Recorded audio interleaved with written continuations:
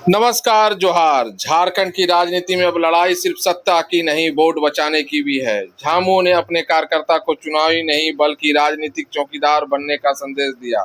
साहेबगंज से उठी यही आवाज यह कह रही है कि अगर बूथ मजबूत तो वोट सुरक्षित और वोट सुरक्षित तो लोकतंत्र सुरक्षित।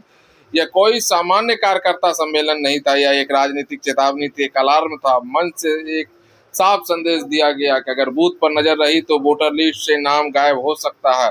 और इसी चेतावनी के साथ झामुमो ने बूथ कमेटी को चुनावी मशीन नहीं बल्कि लोकतंत्र की सुरक्षा कवच घोषित कर दिया। साहेबगंज के टाउन हॉल में झामुमो कार्यकर्ता का उत्साह चरम पर था। केंद्रीय महासचिव विनोद पांडे के पहुंचते ही नारों से पूरा परिसर गूंज उठा। कार्यकर्ताओं ने उनका भव्य स्वागत किया।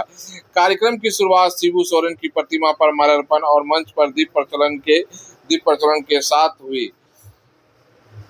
कार्यक्रम में झामुमो के केंद्रीय महासचिव श्री विनोद पांडे मुख्य रूप से उपस्थित रहे। उनके साथ पार्टी के केंद्रीय सचिव सह प्रवक्ता श्री पंकज मिश्रा, लिट्टीपाड़ा विधायक हेमलाल मुर्मू, राजमहल सांसद विजय हाजदा, राजमहल विधायक एमटी राजा बोरियो, विधायक धनंजय सोरेन, जिला अध्यक्ष अरुण सिंह, जिला उपाध्यक्ष संजीव सामो हेम्ब्रम, जिला सचिव सुरेश टुट्टू तथा केंद्रीय सचिव सदस्य बबलू मिश्रा समेत पार्टी के कई वरिष्ठ पदाधिकारी एवं कार्यकर्ता शामिल रहे।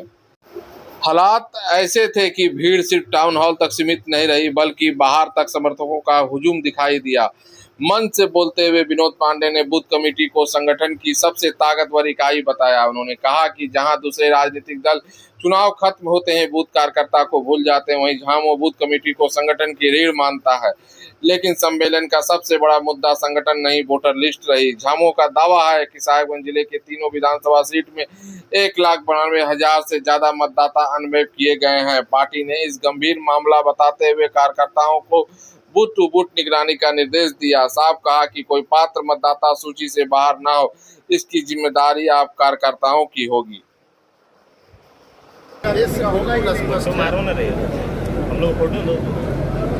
SIR के माध्यम से जो चुनौतियां हम लोगों के समक्ष आने वाली हैं, उन चुनौतियों के बारे में पार्टी के PLA 2 और बूथ स्तर के कार्यकर्ताओं को उसकी जानकारी दी जाए, उनको सजग किया जाए, उनको सचेत किया जाए और उन चुनौतियों का सामना वो कैसे करेंगे उसका उन्हें ट्रेनिंग भी दिया गया, निर्देश भी दिया गया।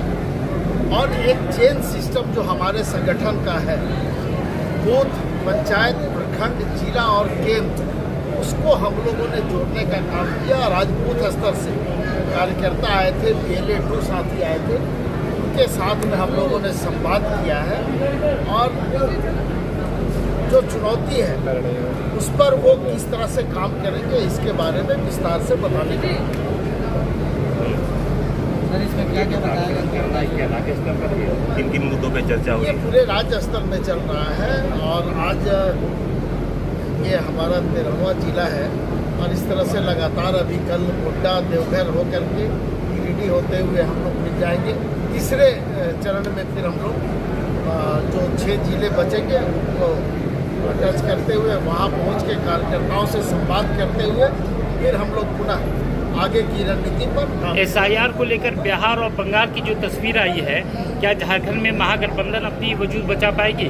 देखिए, वजूद तो आपके सामने है।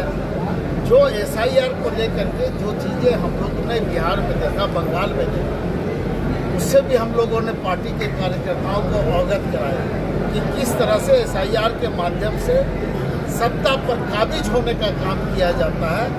ये आयोग और केंद्र की सरकार ने दिखाया है और आज हम अपने कार्यकर्ताओं को अगर सचेत नहीं करेंगे तो निश्चित रूप से ये चैलेंज हमारे सामने बड़ा हुआ रहेगा। तो बूथ स्तर के जो हमारे कार्यकर्ता हैं, बूथ स्तर के जो PLA 2 है, उनको सजग रहना है, सचेत रहना है, सतर्क भी रहना है और उनको हर स्तर से, केंद्रीय स्तर से लेकर के पंचायत स्तर के कार्यकर्ताओं का सहयोग मिले, इस पर हम लोग काम कर रहे हैं और उनको दिशा निर्देश देंगे। ये अभियान चलना है राज्य के 24 जिला में।